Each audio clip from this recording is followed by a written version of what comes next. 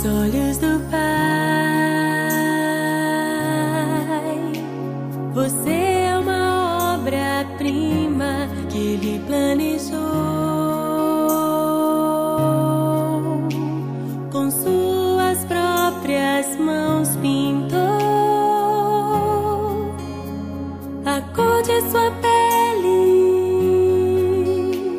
os seus cabelos desenhou, cada detalhe